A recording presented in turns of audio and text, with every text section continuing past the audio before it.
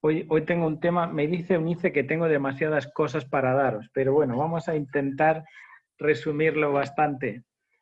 Vamos a ver el tema del siervo fiel en relación a la segunda venida de Jesús. Y vamos a leer en los tres evangelios, está en Mateo 24, en Marcos 13 y en Lucas 12. Y vamos a leer Lucas 12 del 35 al 48. Lucas 12 del 35 al 48.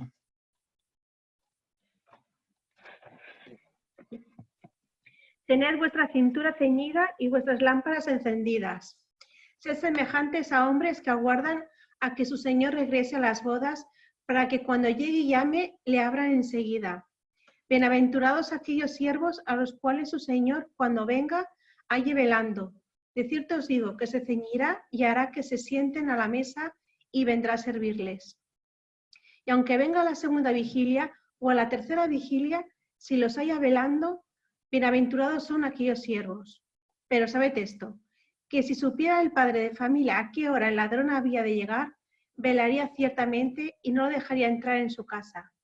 Vosotros, pues, también estad preparados, porque a la hora que no penséis, el Hijo del Hombre vendrá. Entonces Pedro le dijo: Señor, ¿dices esta parábola a nosotros o también a todos? Dijo el Señor: ¿quién es el mayordomo fiel y prudente al cual su señor pondrá sobre su casa para que a tiempo les dé su ración?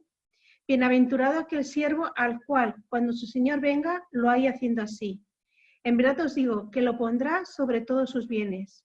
Pero si aquel siervo dice en su corazón: mi señor tarda en venir, y comienza a golpear a los criados y a las criadas, y a comer y a beber y a embriagarse, vendrá el señor de aquel siervo en día que éste no espera, y a la hora que no sabe, y lo castigará duramente y lo pondrá con los infieles.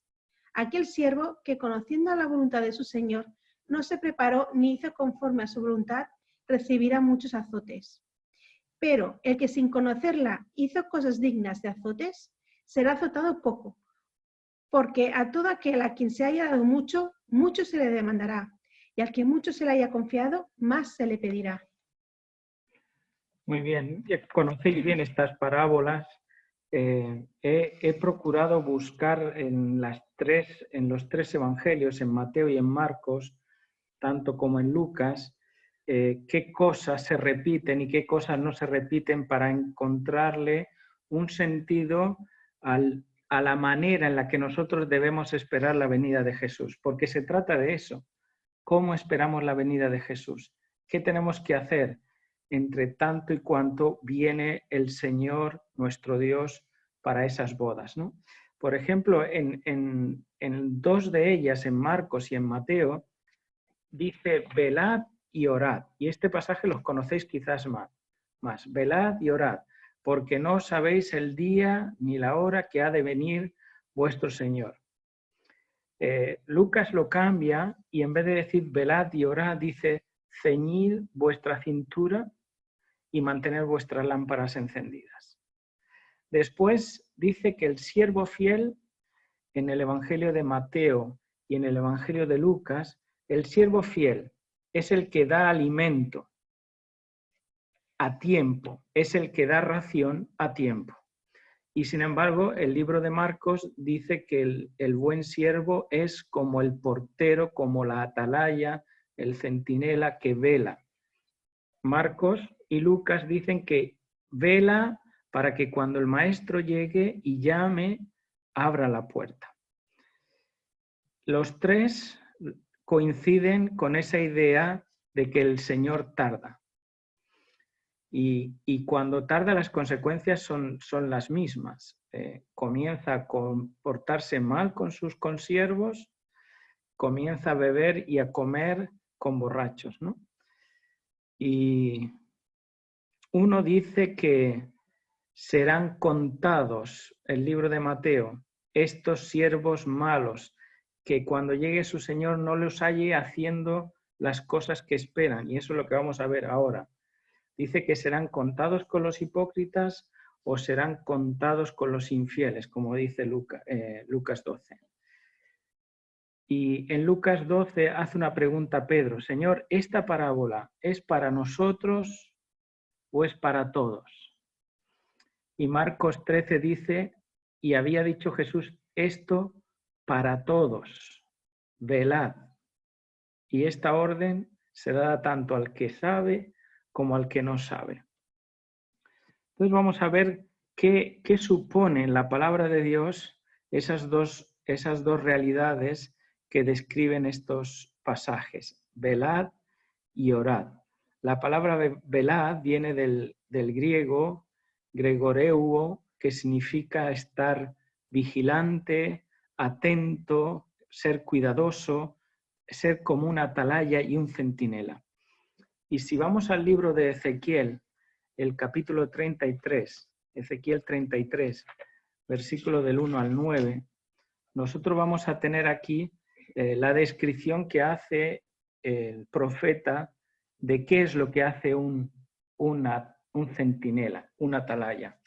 Y dice que una de las cosas que tiene que hacer el centinela, el atalaya, debe ser estar despierto. Y tiene que estar atento sobre la tierra para avisar al pueblo con el toque de trompeta.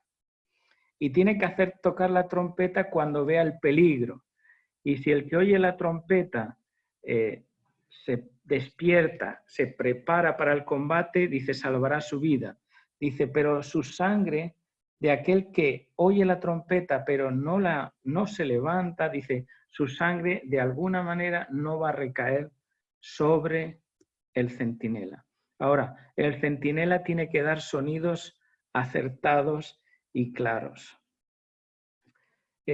Sabéis que el espíritu de profecía, en relación a este pasaje de Ezequiel 33, en Testimonios para la Iglesia, el tomo 5, en la página 16, dice Elena White, hablando acerca del centinela y las funciones que tenía en Ezequiel 33, dice que nuestra función sigue siendo la misma. Nuestro deber es amonestar y es enseñar. Pero añade una cosa: hay que amonestar y enseñar con humildad y con sabiduría.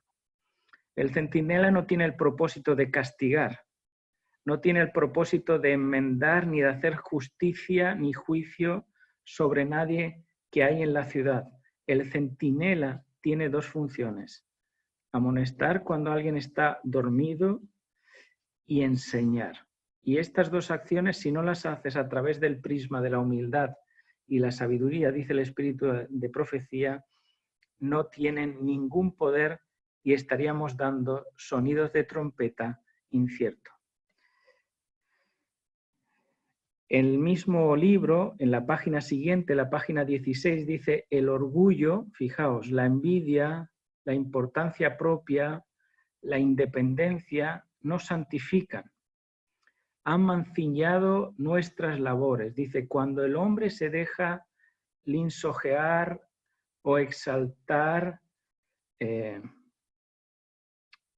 por Satanás, Dios puede hacer poco por el hombre y poco en el hombre. Necesitamos tener el mismo sentir que hubo en Cristo. Filipenses 2:5 hace esa mención. Haya en vosotros el mismo sentir que hubo en Cristo, que siendo igual a Dios, se hizo semejante a nosotros y se humilló hasta la muerte y la muerte en la cruz. Cada acto correcto del que es un centinela, cada acto correcto prepara el camino para que se repita ese acto. Cada acto de bondad es una semilla que se siembra. Así que, en realidad, el centinela tiene que dar testimonio con su propia vida, pero tiene que enseñar y amonestar con el mismo sentir que hubo en Cristo. Y fijaos que si leemos un poquito más adelante en Ezequiel 33:11, te va a decir cuál es la función más prioritaria de este centinela. Dice que no quiere la muerte del impío. La idea no es que tú tengas que condenar. Dios no quiere la muerte del impío, sino que Dios quiere que el impío se vuelva de su camino y que viva. Es decir, la función del centinela es hacer volver a las personas a Dios. El sonido de la trompeta tiene el objetivo de traer a las personas a Dios, nunca condenarlos, sino restaurarlos. Y esto tiene que ver con el plan de la salvación. Mira qué interesante cuando el libro de Isaías dice, Isaías 66, si lo buscáis en el capítulo 66 y el versículo 2. Y mientras se busca ese pasaje, refiero el de Isaías 57, 15, que dice que los sacrificios que Dios quiere son los del espíritu quebrantado, los del corazón contrito y humillado. Mirad lo que dice Isaías 66, 2. Dice, mi mano hizo todas estas cosas, y así todas ellas llegaron a ser, dice Jehová. Pero yo miraré al que es pobre y al humilde de espíritu, al que tiembla ante mi palabra. Me parece muy interesante este pasaje. Dios vive con el quebrantado, con el humilde de corazón, con el que todavía tiembla, no de miedo, sino de la emoción ante la palabra de Dios. ¿Por qué entonces se dice en las Escrituras, velad? Y se nos dice porque nos advierte de lo que paradójicamente no es velad. Dice que debemos velar para no hablar a la ligera. Un centinela nunca da sonido de trompeta hasta que no está seguro de lo que sus ojos están viendo. Así que el centinela debe conocer los tiempos en los que vive. Y me da la impresión que últimamente, ante tantas situaciones que nos rodean, a veces damos sonidos inciertos. Debemos estar atentos, no hablar a la ligera. El centinela no habla a la ligera. Por eso dice velad.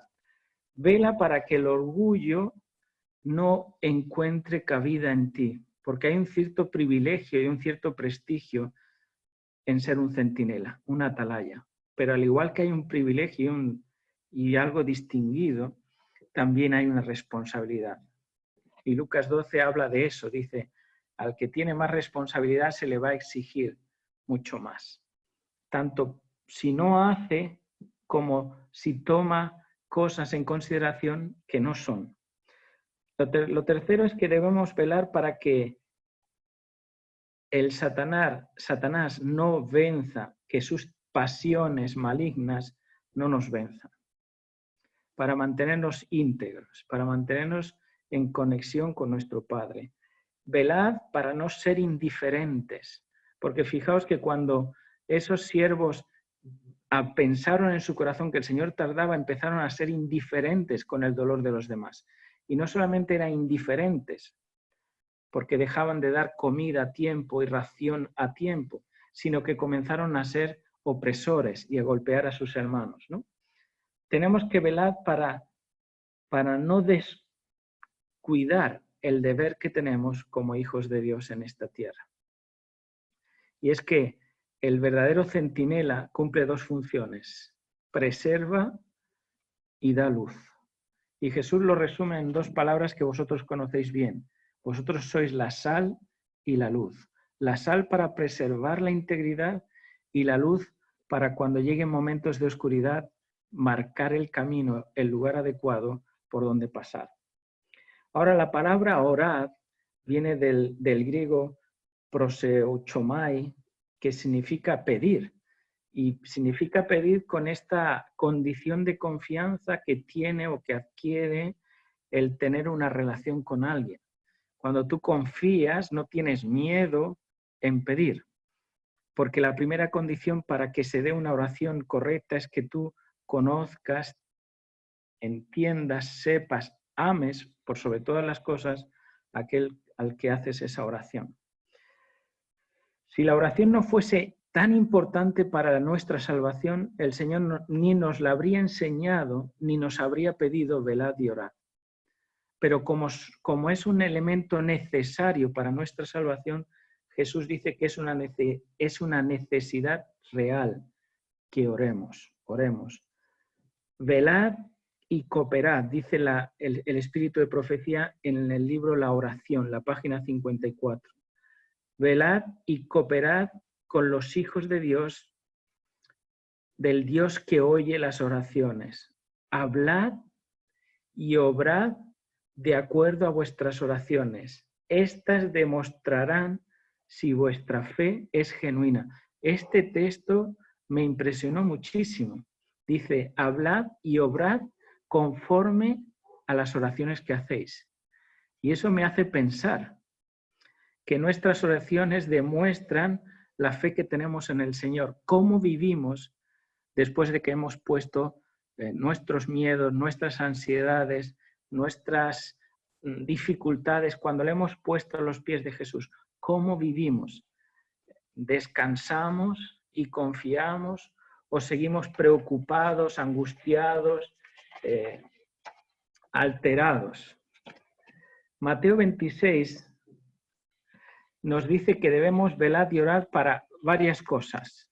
Mateo 26, del 41 al 42, dice, velad y orad para no entrar en tentación. Así que esta es una de las necesidades de la oración. Orad para no entrar en tentación. En Lucas 21, 36, hay varios textos hoy, pero es interesante que lo tengamos para retener la idea. En Lucas 21, 36 dice, velad pues orando para ser tenidos por dignos y escapar de las cosas que vendrán a esta tierra. Este texto me parece increíble, ¿no? Orad para ser tenidos por dignos y escapar de las cosas que vendrán. Ahora, ¿cómo se ora? ¿Cómo se debe orar? Jesús estaba orando cuando él está haciendo la oración modelo del Padre Nuestro. Los discípulos lo ven y le preguntan, Señor, enséñanos a orar. Se habían dado cuenta de que sus oraciones no tenían ese detalle de cercanía, de poder, de verdad, de sinceridad que había en la oración de Jesús, ¿no? Ahora, ¿cómo se ora? La Biblia nos da, y hay varios textos, solo voy a escoger 4, de cómo se ora. Lo primero, Efesios 6:18, nos va a decir que debemos orar con perseverancia. ¿Qué es la perseverancia? Es que no debemos orar solo una vez. Debemos orar con perseverancia hasta que el Señor nos oiga. Y la parábola de aquel hombre que, habiendo llegado un amigo a su casa, va a casa de un vecino y llama insistentemente a la puerta de la casa hasta que se le abre, y dice así, al que llama se le abrirá y al que busca encontrará. La perseverancia consiste en eso, orad de manera perseverante. El libro de Lucas, el capítulo 18 y el versículo 1 dice que debemos orar sin desfallecer, porque uno de los problemas que hay en la perseverancia es que oras tanto que al final no se da en el tiempo que tú quieres las cosas y puedes desfallecer. Señor, mira, ya llevo un año entero orando por esto y no se me da, ¿no? La idea de la oración es que no está atada a los tiempos, sino al tiempo de Dios, no al tiempo nuestro, ¿no? Perseverar, sin desfallecer. Colosenses 4:2 dice, hacerla con acción de gracias. Y esto es interesante. Cuando tú ores, tienes que incluir en tu oración la acción de gracias, la gratitud, el reconocimiento, la reverencia a Dios. Recordar las veces que el Señor te ha ayudado son parte de la manera de fortalecer la idea de que Dios te va a dar lo que aún no te ha dado, pero está por llegar. Y Tesalonicenses 5:16 dice, primera de Tesalonicenses dice, hacerlo con gozo. No sé si cuando oramos lo hacemos con gozo, o lo hacemos por obligación, o lo hacemos por necesidad, o lo hacemos por rutina. Pero una de las condiciones para orar correctamente es orar con gozo. El libro de Lucas, sin embargo, cuando habla de esta acción de velar y orar, él hace un paralelismo con dos elementos, que es ceñir la cintura y mantener vuestras lámparas encendidas. Y cuando tú lees en las Escrituras lo que es ceñir la cintura, te lleva sin duda, te lleva a dos momentos importantes en la palabra de Dios. Uno, te lleva a la Pascua, al día en que el pueblo de Israel fue liberado de Egipto. Dios le dijo: mantened vestíos, tened vuestros lomos ceñidos, vuestro bastón, para que el Señor os, en el momento que dé la señal, salgáis en libertad de Egipto. Y la segunda tiene que ver con la Santa Cena. Jesús se quita el manto, se ciñe la toalla y toma la acción de servir a sus discípulos. Mirad, el libro de Efesios, el capítulo 6 y el versículo 14, que habla de la armadura de Dios, de la armadura que debe tomar el cristiano para entrar en batalla, dice: ceñida vuestra cintura con la verdad y con la coraza de la justicia. Así que cuando Lucas dice ceñid vuestra cintura, está diciendo ceñiros, ateneros a la única y verdadera verdad que viene de Dios. Y cuando Jesús tomó esa toalla y se ciñó, en Juan 13 dice que Jesús sabía una cosa. Dice Juan 13, del 3 al 8, que Jesús sabía que su Padre le había dado todas las cosas. Y como sabía que le había dado todas las cosas, se ciñó la toalla y empezó a servir a sus discípulos. Así que tiene que ver con dos verdades que necesitamos los hombres. Necesitamos la verdad que viene de la palabra de Dios, fidelidad a la palabra de Dios, y fidelidad a través del ejemplo, del testimonio que hacemos. Así que cuando dice la Biblia, tened vuestros lomos ceñidos, está diciendo, ateneos únicamente a la verdad, no a lo que dicen los hombres, sino a lo que dice Dios. Y además que vuestro testimonio, por eso habla de las lámparas, que vuestro testimonio permanezca encendido. En 1 de Pedro 1:13 dice: ceñid vuestros lomos, además, con el entendimiento.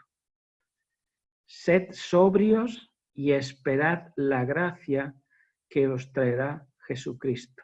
Es interesante que dice que ciñir los lomos tiene que ver con el entendimiento, tiene que ver con lo que conocemos nosotros de la palabra de Dios, tiene que ver con lo que dice Dios por encima de todas las cosas.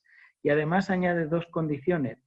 Necesitamos ser prudentes y tener una actitud de espera para recibir la gracia que un día nos va a traer Jesucristo. Sin duda que las lámparas te hace referencia y te vas a ir directamente a Mateo 25 con las 10 vírgenes, pero no voy a entrar en las 10 vírgenes, quizás solo un tema para ellas. Pero fíjate que las 10 vírgenes y el Espíritu Santo, la luz y el Espíritu Santo. Las lámparas en la Biblia representan dos cosas. Una, la dice Salmo 119:10, lámpara a mi camino es tu palabra. Y en Juan 5:35 y Mateo 5:14 dice que la luz es el testimonio de sus hijos. Vosotros sois la luz del mundo. Y en Juan 5 dice: Juan era una lámpara de luz a la que vosotros seguisteis. Así que tiene que ver con dos cosas. Tiene que ver con la palabra de Dios y tiene que ver con el testimonio que hacemos, con lo que hacemos mientras esperamos la venida de Jesús. Y fíjate que esas son dos de las condiciones que se hablan del siervo fiel. Dice el siervo bueno, dice es fiel y es prudente. Son dos condiciones necesarias en la actitud de espera mientras nuestro Señor llega. Vamos a leer 1 de Pedro 5, versículo del 2 al 4. Dice que el siervo fiel es capaz de dar alimento a tiempo y dar ración a tiempo a las personas que la necesitan. No retiene el alimento, sino que lo comparte, porque este es el principio de aquello que el Señor pidió a los buenos siervos. El 1 de Pedro 5 y el versículo del 2 al 4 dice así: apacentad la grey de Dios que está entre vosotros, cuidando de ella, no por fuerza, sino voluntariamente, no por ganancia deshonesta, sino con ánimo propio, no como teniendo señorío sobre los que están a vuestro cuidado, sino siendo ejemplo de la grey. Y cuando aparezca el príncipe de los pastores, vosotros recibiréis la corona incorruptible de gloria. Y me gusta mucho porque se vuelve a repetir la idea, y es que el siervo fiel, sobre todo, es ejemplo, no es dueño de nadie. Sabe dar la comida porque es ejemplo de la grey, no tiene dominio sobre ella. Y además dice que el siervo fiel es el que abre la puerta cuando su Señor llama. Y abre la puerta a su Señor y hace sin duda referencia a Apocalipsis 3:21, yo estoy a la puerta y llamo. Si alguien oye mi voz y abre, yo entraré a él, cenaré con él y él conmigo. Y tiene que ver con esa actitud de tomar y darle a Dios lo más importante de nuestra vida, dejarle entrar, ¿no? El buen siervo fiel deja que el Señor entre en su vida, que no se quede fuera de él, que sea mucho más que simplemente un sentimiento, una idea, una ideología o una teología, sino que llegue a formar parte de sí. Es Cristo en nosotros. Y esta expresión la Escritura la va a repetir muchas veces. Todo aquel que es un buen siervo de Dios, un fiel siervo, es prudente y fiel. Y son dos palabras que en griego son pistos, que es confiable, y fónimos, que es sensato. Así que el buen siervo es una persona confiable, es una persona fiel, se mantiene en fidelidad y en integridad a Dios, y además es una persona sensata. Y esto es muy necesario en los tiempos que nos movemos en estos momentos de pandemia. Dios necesita personas fieles y personas sensatas para cuidar de la grey, para dar alimento. Hay personas que con la luz que tienen, cuando no le damos el uso apropiado, lo que hacemos es, de alguna manera, dar comida a destiempo. Y cuando damos comida a destiempo y damos comida que no pertenece a este tiempo, puede ser que trastornemos a la grey de Dios. Así que debemos procurar alimentar a Dios, a la grey de Dios, conforme a la ley y conforme al testimonio. Así dice Isaías 8:20. Si no le dice conforme a esto, no les ha amanecido. Así que mucha prudencia, mucha sensatez antes de poder dar luz o comida fresca o nueva que alguien crea que tiene. Primero tiene que ser prudente y tiene que ser fiel antes de dar el alimento que va a dar, porque lo va a dar de parte de Dios. Si el siervo que ha sido elegido para estar atento, si el siervo del Señor dice, mi Señor tarda en venir, eso tiene unas consecuencias nefastas en nosotros. Y las consecuencias nefastas que tiene en nosotros es que el peligro del tiempo, igual que los discípulos en su momento y nosotros hoy día, estamos obsesionados con saber cuándo es que serán estas cosas. Y esto le preguntaron a Jesús, ¿cuándo serán estas cosas? Y Jesús, en vez de responderles cuándo, porque sabe que el tiempo para los seres humanos es un problema, les dice cómo y nos da las señales, lo que va a acontecer. Nos dice lo que viene, pero no te dice cuándo. Lo importante es cómo esperamos mientras esas cosas van pasando. El siervo bueno es fidedigno, es fiel, 100% a la palabra de Dios, es prudente, no toca la trompeta hasta que está 100% seguro, no da señales, no predica, no anuncia lo que él cree o lo que él entiende. Se toma su tiempo en oración y en contemplación de las Escrituras para discernir lo que es cierto de lo que es verdadero. Hay tanto riesgo en la negligencia de dormirse como en la negligencia de espantar al rebaño de Dios. Y los dos extremos son problemáticos para el ser humano. Mirad, el extremo de que uno se duerme porque el Señor tarda en venir, ¿no? Dice Proverbios 13:12 que la esperanza que se demora es tormento para el corazón. La esperanza que demora es tormento para el corazón, porque uno, esperando que el Señor venga, puede llegar a la conclusión de que el Señor tarda. Y si el Señor tarda, tiene dos motivos. O el Señor se ha olvidado de nosotros, o su pueblo es muy malo y el Señor no va a venir a buscarlo. Pero nos olvidamos que 1 de Pedro 3:9 dice que si el Señor tarda, es porque todavía está esperando a que más gente proceda al arrepentimiento. La verdad del atalaya, del centinela de Ezequiel 33:11 es que tienes que llamar a las personas, al impío, para que se vuelva de sus caminos y que se pueda salvar. Así que el que dice que el Señor tarda, deja de hacer la misión para la cual el Señor nos llamó, que es amonestar y enseñar en sabiduría y en humildad. Pero también hay riesgo en aquellos que alarman la situación y espantan al rebaño y lo hacen correr para un lugar y para otro sin ninguna necesidad. Y Romanos 13, del 10 al 13, vamos a leerlo, Romanos 13, del 10 al 13, nos va a dar una lección interesante en cuanto al conocimiento de los tiempos que vivimos. Romanos 13, del 10 al 13. Dice, es interesante cómo comienza aquí el texto, dice, el amor no hace mal al prójimo, así que el cumplimiento de la ley es el amor. Y esto conociendo el tiempo, que ya es hora de levantarnos del sueño, porque ahora está más cerca de nosotros nuestra salvación que cuando creímos. La noche está avanzada y se acerca el día. Desechemos pues las obras de las tinieblas y vistámonos las armas de la luz.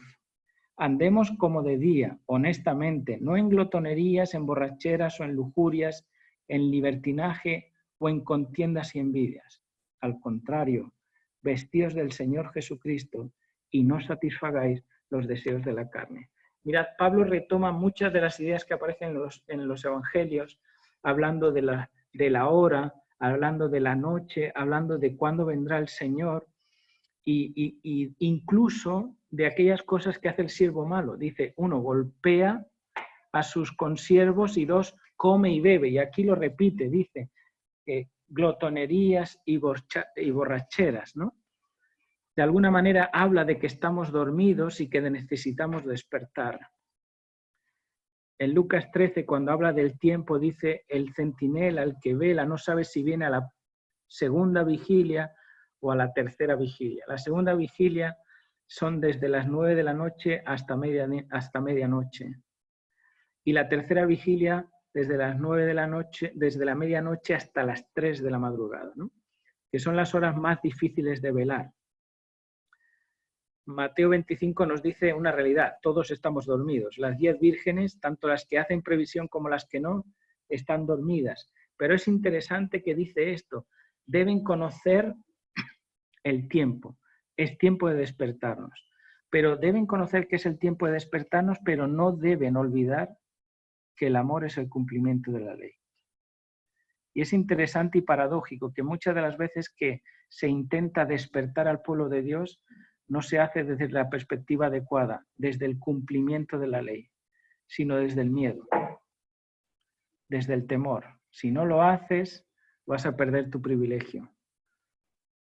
Tendría más poder y más efecto, como dice aquí las Escrituras, si no olvidásemos que la ley se cumple amando. Levantándonos del sueño, desechando las obras de las tinieblas y vistiendo la luz, de armas de luz, y andando honestamente. Te dice que es andar honestamente. Y hay 3 cosas en esta manera de andar que nosotros sabemos que están males. La glotonería, la borrachera y el libertinaje. Pero los adventistas a veces tenemos problemas con las otras 2. las olvidamos. Andar deshonestamente es andar en contienda y andar en envidias. Muchos de los problemas que surgen a veces entre nosotros tienen que ver con esto. Nadie se emborracha, nadie es un glotón, nadie es un libertino, pero puede ser que tengamos contiendas y que en nosotros todavía haya envidias, ¿no? Dice que debemos vestirnos de las armas de la luz. Y las armas de la luz las vas a tener en Efesios 6, que tiene que ver con la armadura de Dios. Justicia, verdad, tiene que ver con la palabra de Dios, tiene que ver con la fe, tiene que ver con el Evangelio. Pero sobre todo dice, desechar las obras de las tinieblas. ¿Cuáles son las obras de las tinieblas? Las obras de las tinieblas las vamos a tener en el libro de Gálatas. Las obras de las tinieblas y los deseos de la carne. Gálatas 5 del 19 al 21. Y hago dos columnas en este texto. Y esas dos columnas es que hay una parte de esas frutos de la carne que nosotros lo creemos 100%. Adulterio, fornicación, inmundicia, lujuria, idolatría, hechicería, homicidio, borrachera, orgía y herejías. Ningún adventista va a tener problemas con decir que esos son fruto de la carne. Pero entre esos están las enemistades, los pleitos, los celos, las iras, las contiendas y las envidias. También son frutos de la carne. Así que debemos mirarnos si estamos desechando las obras de la carne o las obras de las tinieblas. Y si estamos produciendo por contra los frutos del Espíritu. Eso sería vestíos de Jesucristo. ¿Cómo se viste uno de Jesucristo? Dos textos. Isaías 61:10.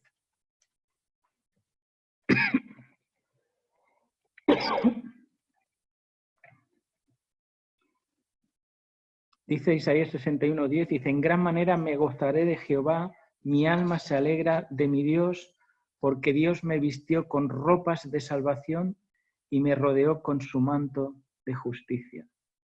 Es interesante que cuando la Escritura habla del vestido de Jesucristo, tiene que ver con esas dos condiciones, justicia y salvación. Me vistió con justicia y me rodeó me vistió con salvación y me rodeó con su justicia. Y Colosenses 3, del 12 al 14, nos va a decir qué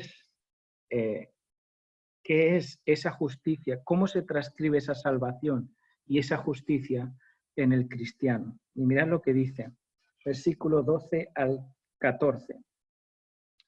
Vestíos pues como escogidos de Dios, santos y amados. Y esto es interesante, dos palabras. Sentíos, cuando te vistes de Dios te sientes santo y amado, de entrañable misericordia, de bondad, de humildad, de mansedumbre, de paciencia, soportándonos unos a otros y perdonándonos unos a otros. Y si alguno tiene queja contra el otro, de la manera en que Cristo lo perdonó, así también hacedlo vosotros. Pero sobre todo, dice, sobre todo, vestíos de amor, que es el vínculo perfecto.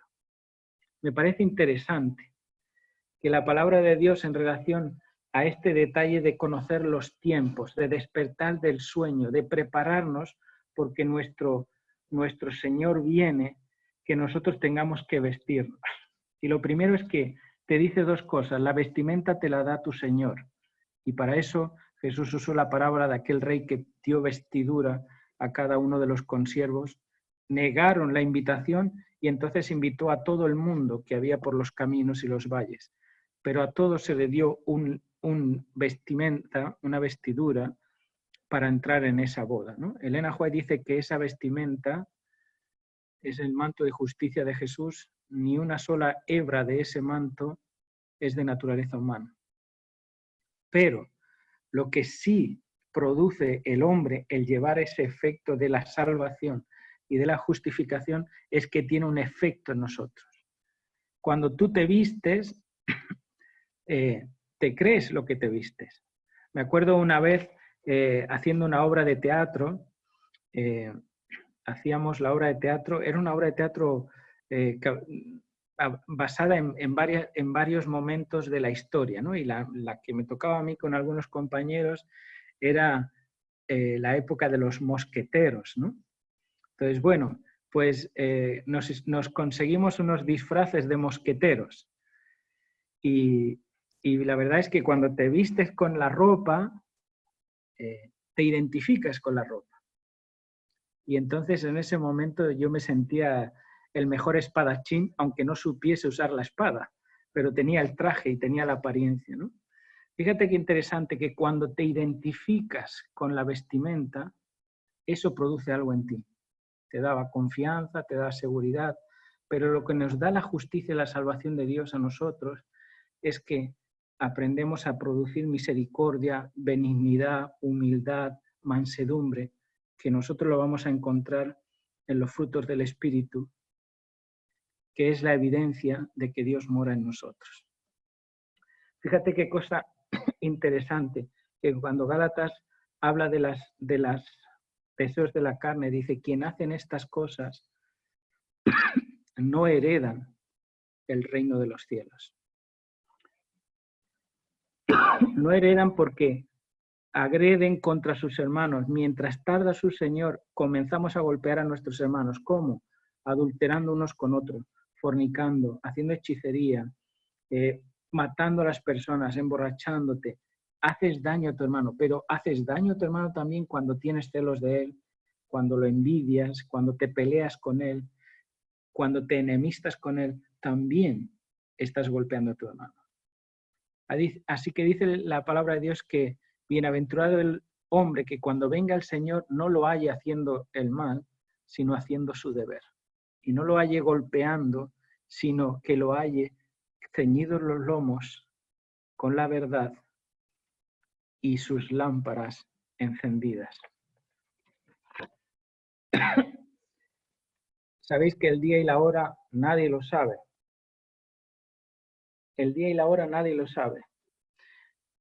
Dice Elena White en Joyas de los Testimonios, tomo 1, página 506, que muchos adventistas han incurrido en el error de poner fechas. El resultado ha sido cada vez el fracaso. Dice, ni aun los ángeles que ministran a los que han de ser herederos de la salvación conocen el día ni la hora. ¿Cómo pretendemos los seres humanos conocer el día y la hora? Educación, página 32, dice, no hemos de saber el tiempo definido ni para el derramamiento del Espíritu, ni para la segunda venida. Y Elena White pregunta, ¿por qué Dios no nos ha dado este entendimiento? Y responde, porque si lo supiéramos, no haríamos un uso correcto del mismo. Y me hace pensar que los seres humanos, si no sabemos, quizás podemos tener opción a la salvación. Pero si supiéramos el día y la hora, no sabríamos usarlo y acabaríamos perdiéndonos. Y ella añade, no debemos vivir en base a la agitación del tiempo.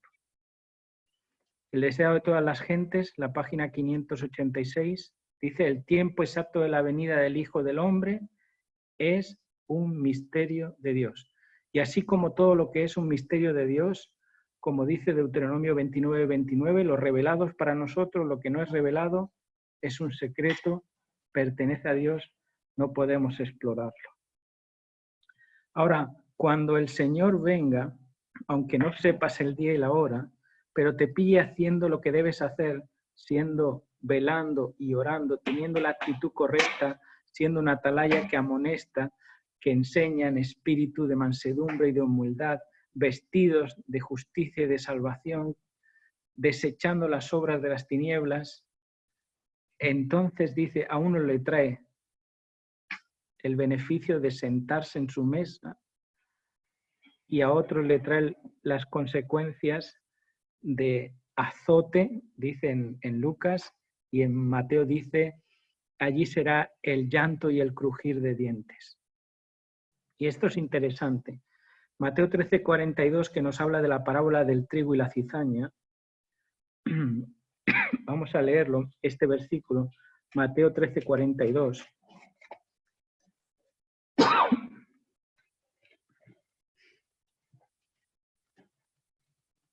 13:42 dice: y los echarán en el fuego, en el horno de fuego, y allí será el llanto y el crujir de dientes. Tú lees la parábola de la cizaña y el trigo, separa la cizaña del trigo y dice: la cizaña es echada en el horno y allí será el llanto y el crujir de dientes.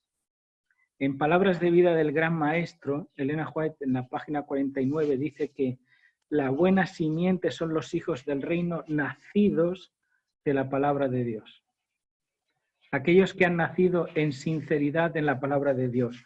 La cizaña representa a los hombres que construyen los frutos.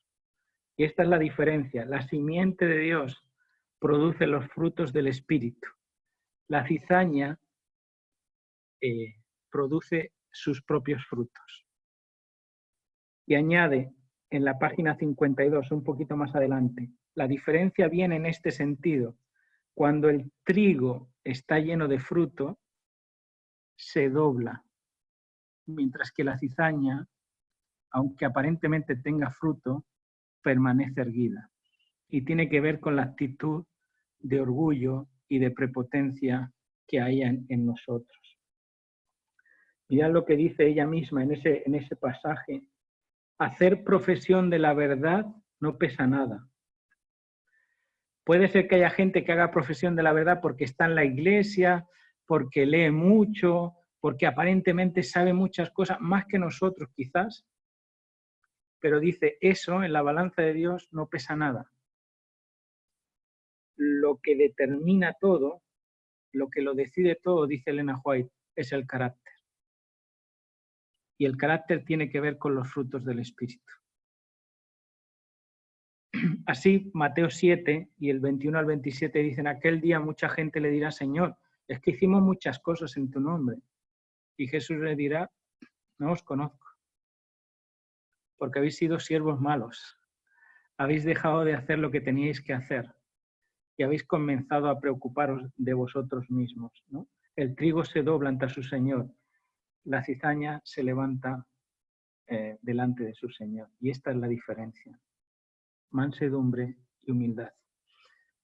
¿Qué pasa con el que es el buen siervo? Dice Lucas que cuando el buen siervo abre a su Señor y su Señor llega, dice, su Señor vendrá y se ceñirá y lo sentará en la mesa y les servirá. Y eso es interesante, porque cuando habla del Señor, nos presenta un Señor que es ejemplo de servicio. Nos vamos a ir a Mateo 26, y versículos del 26 al 29.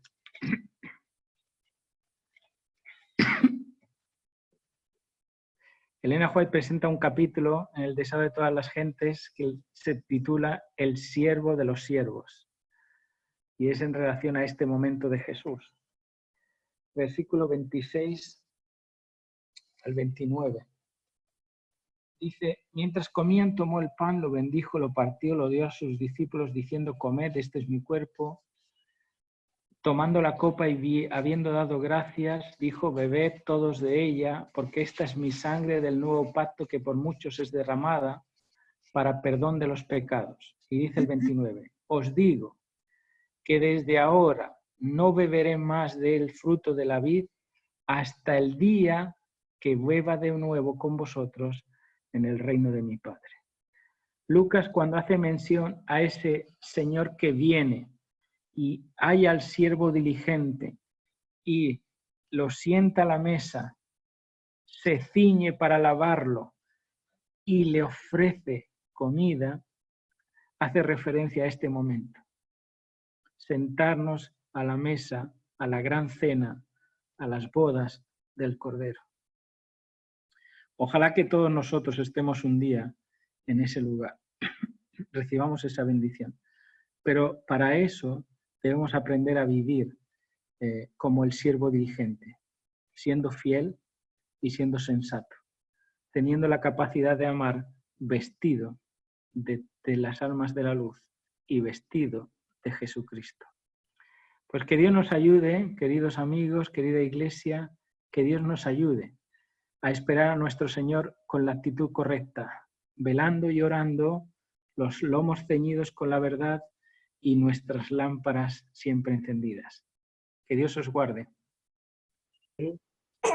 Venim înaintea ta să-ți mulțumim pentru bunătatea și îndurarea care ai cu noi, să-ți mulțumim pentru că ne-ai păzit și că ne dai înțelepciune ca în aceste momente în care trăim să putem cunoaște timpurile și să reacționăm conform vorbei.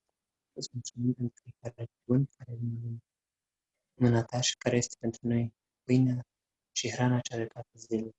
Te rugăm să ne dai în continuarea sabatului, să ne ajut să ținem cu ardoare și să ne bucurăm de el, lângă frații noștri și în găsit de familie. Slăvit și onorat să fim împreună cu Fiul și cu Sfântul. Padre eterno, te damos las gracias por recordarnos esta noche quiénes somos y cuál es la dirección que debemos tomar. Te pedimos, Señor, que no nos dejes pensar que te tardas en venir. Manténnos justos en tu palabra, rodéanos de salvación y de esta manera ser vestidos para esta boda que está tan cerca. Amén. Pedimos, Señor, que tú guardes a los tuyos, que los protejas y de esta manera nos encuentre esta prueba preparados y listos para ir contigo. Amén. Señor, este sábado que sea delicia para nosotros y bendición. Amén. Haz de nosotros personas que sirven, personas que se entregan y primero que se entregan el uno al otro, el esposo a la esposa y al revés, para entender cómo entregarnos a Dios. Señor, guárdanos en la noche y protégenos hasta la salida del sol y contigo poder seguir aquel día. Gracias en el nombre del Señor Jesús. Te lo hemos pedido, Padre Santo. Amén. Amén. Amén. Amin. Que Dios